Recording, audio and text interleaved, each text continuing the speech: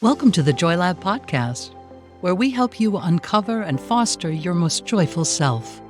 Your hosts, Dr. Henry Emmons and Dr. Amy Prasek, bring you the ideal mix of soulful and scientifically sound tools to spark your joy, even when it feels dark. When you're ready to experiment with more joy, combine this podcast with the full Joy Lab program over at joylab.coach. Hello, I'm Henry Emmons, and welcome to Joy Lab. And I'm Amy Prasek.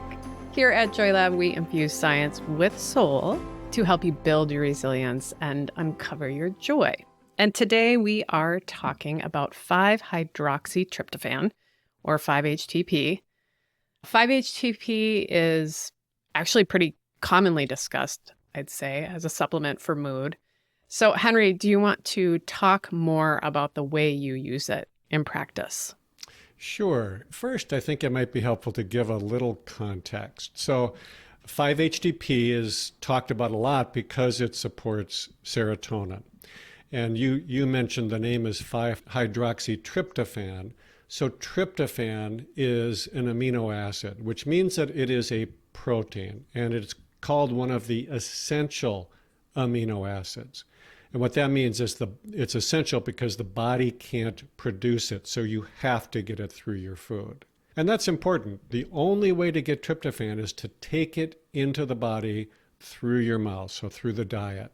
5-HTP is a dietary supplement that you can think of really as a concentrated form of tryptophan.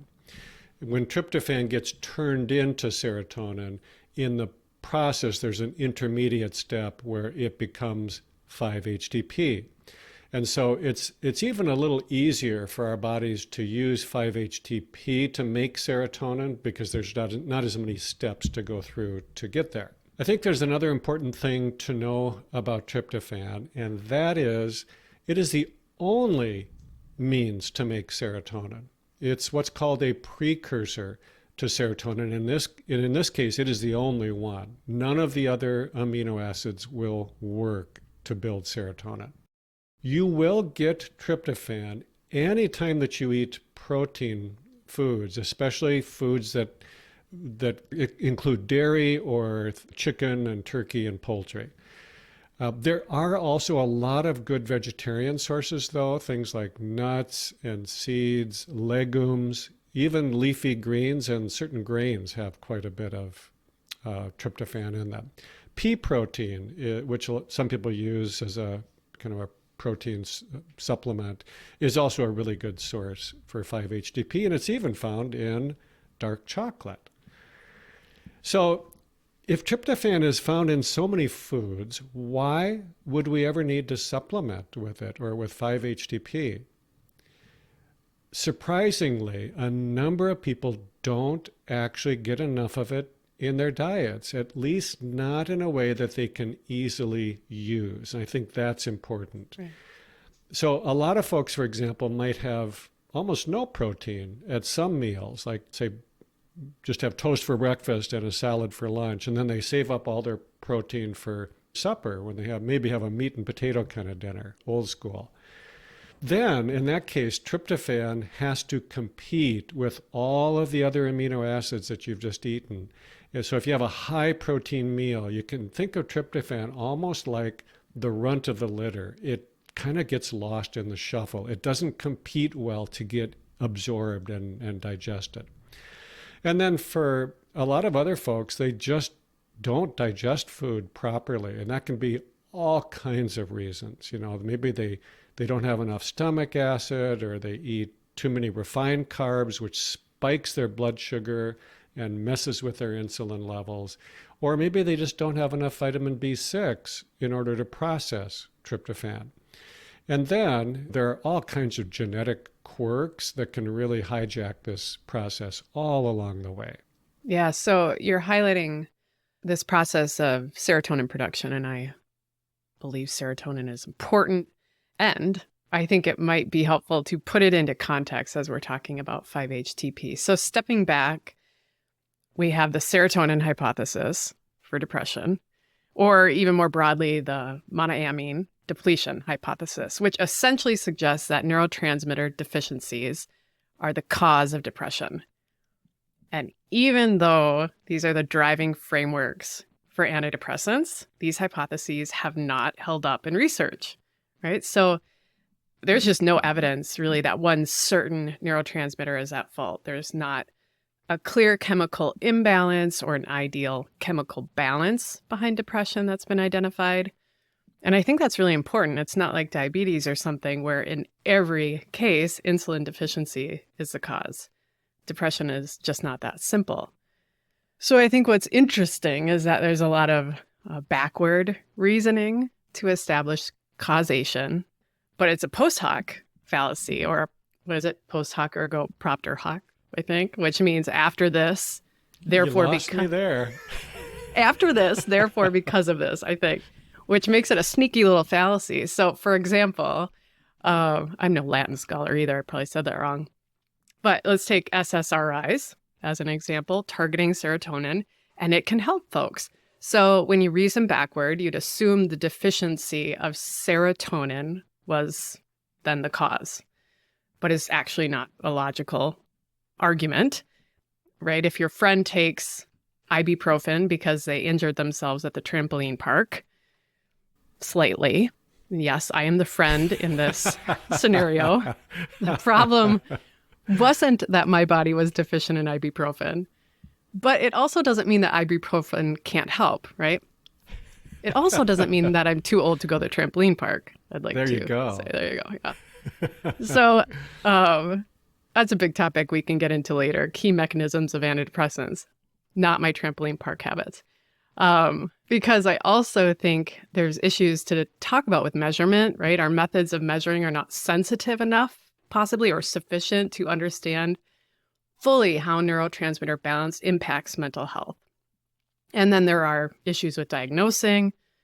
Depression is overdiagnosed, which can then make the research with these participants methodologically problematic, right? We just aren't measuring quite who or what we think we are measuring. So all that to say is it is complicated. And Henry, with all that said, how do you think 5-HTP fits into this understanding of sort of this multifactorial nature of depression? Well, I think you put your finger on it when you said that depression is just not that simple. It's really just such a much more complex thing than we typically think of it being. I was actually in my psychiatric training when Prozac came out, and it was the very first SSRI. And I'm telling you, it was a rock star at the time. Yeah. It was remarkable how much hype there was about it for a long time, went on for years. And I think that was partly because it helped so many different conditions. And because, as you pointed out, because it changes how our brain cells use serotonin, it seemed as if raising serotonin levels was the key. So kind of a backwards way of getting to this theory that folks with depression and anxiety were probably serotonin deficient, and all they needed was a serotonin boost. And this is done super powerfully by the SSRIs. Now, clearly, that idea was oversimplified.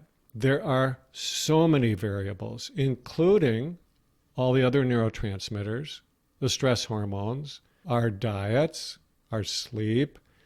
So it is true, I think, that the SSRIs really can help a lot of things, but they also did not live up to that early hype, which is true of so many different medications if you look at the history of pharmacology. But this idea of a serotonin deficiency has really been persistent. Now, I don't pretend to understand yet how this all works and how the brain works, but the way I've come to think of it, which helps me, is that I think of the brain as a group of circuits, moving energy within these circuits. And they work more or less in harmony with each other, unless the system gets out of balance for some reason. And there's lots of reasons for that. So I think now of the serotonin system, which It's just my term for it, but rather than just thinking of pure serotonin levels. And the serotonin system is impacted by a whole bunch of other systems. And don't forget that most of the body's serotonin receptors, by far, are not in the brain, they're in the gut. And actually might be a good topic for us to take on some other time. But I still think that the brain's serotonin system is really important, and it has a huge influence on how we feel emotionally and how we deal with stress, too. A lot of us could use a little more support for our serotonin systems from time to time. Yeah, I agree. It's part of the equation. So with that said, how do you determine that someone might need more support?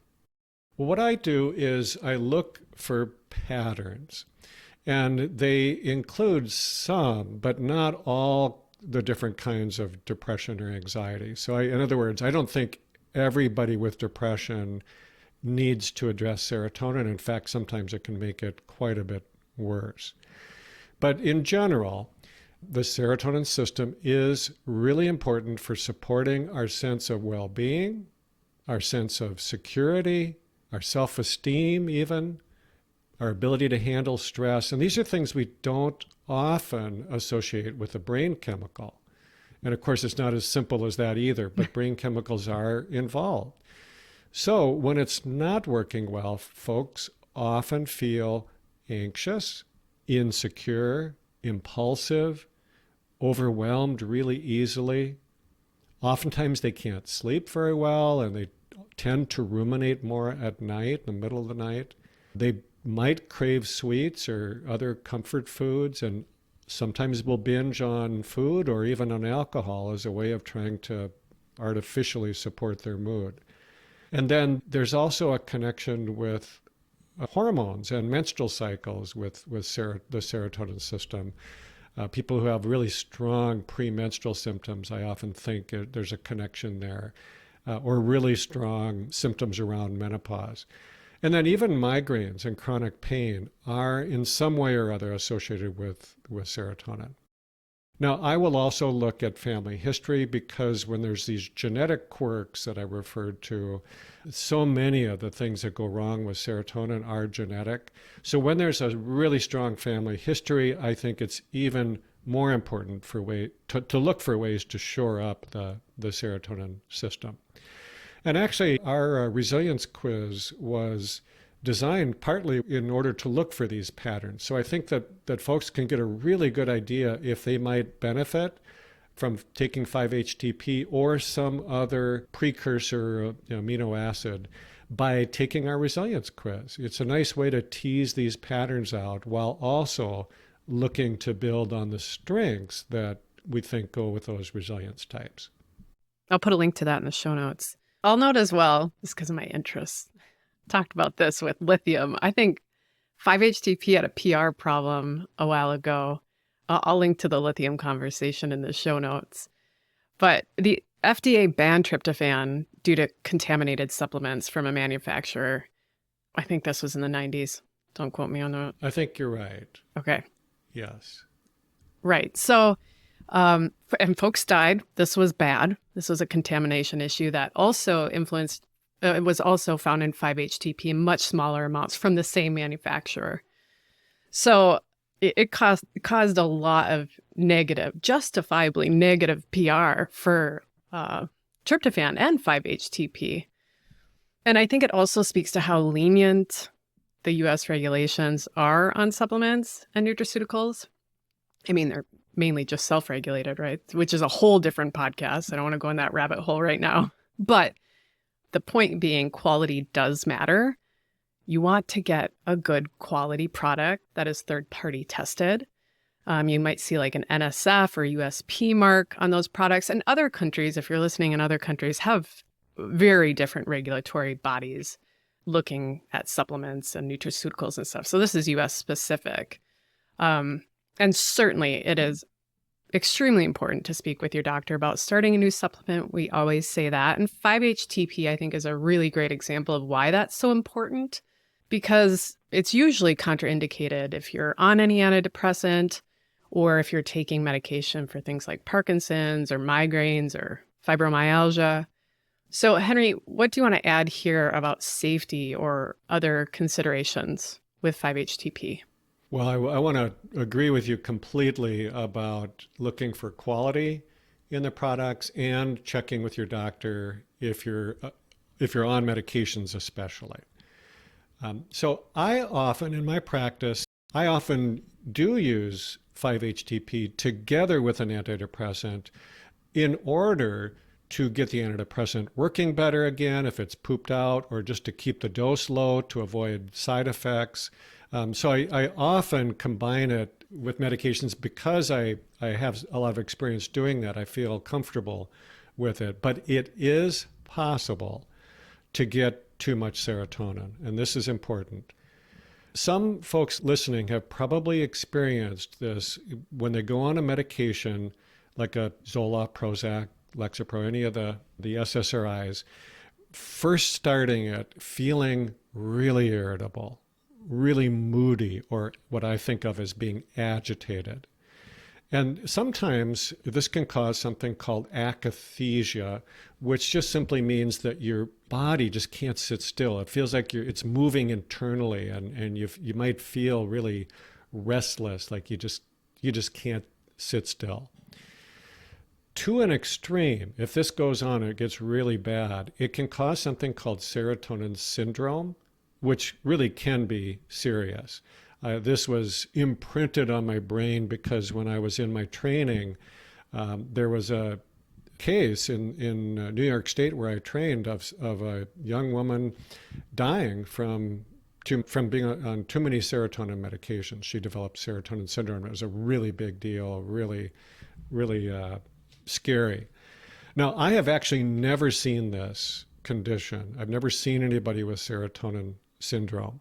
And I think that it's really a risk primarily for people who are taking multiple medications that impact serotonin, but it is still something to watch for. And by watching for it, I mean looking for some of those milder symptoms that I mentioned earlier, like the restlessness or agitation, because they're kind of early warning signs that this might be heading towards too much serotonin. Now, also, just because I do this with almost everything, I start with very low doses. I do this with medications, other supplements, primarily to minimize those risks or the risks of just simple side effects. And I keep the dose low, probably lower than what I've seen a lot of other folks do. I rarely see the value in going higher than about 150 or 200 milligrams at the most of 5-HTP. And I usually recommend taking a product that has more than just 5-HTP in it, because you do need other things like some of the B vitamins and magnesium. They're important cofactors to help with the production of serotonin. And so to me, it makes more sense, rather than just taking a pure 5-HTP supplement, to take one that combines some of these other essentials into it. Yeah, magnesium. There it is. Henry's favorite supplement. But I'll link to some products that we like in the show notes. So I hope this offered some clarity on 5-HTP. It's partially, I think, because of some of that negative PR I talked about. 5-HTP has kind of this weird aura around it. So I hope this has helped clarify a little bit more about it. And we touched on some bigger topics that we can hopefully dig into as well in later episodes. I'll also link to a blog that we have on 5-HTP in the show notes, and that has some more information. So to close, I want to quote author Sam Miller. I think he offers a good reminder amidst all we touched on. Here's what he wrote. "We are not our trauma. We are not our brain chemistry. That's part of who we are, but we are so much more than that." Thank you for listening to the Joy Lab podcast. If you enjoyed today's show, visit joylab.coach to learn more about the full Joy Lab program. Be sure to rate and review us wherever you listen to your favorite podcasts.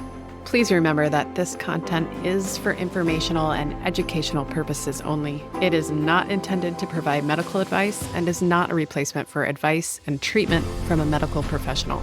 Please consult your doctor or other qualified health professional before beginning any diet change, supplement, or lifestyle program. Please see our terms for more information.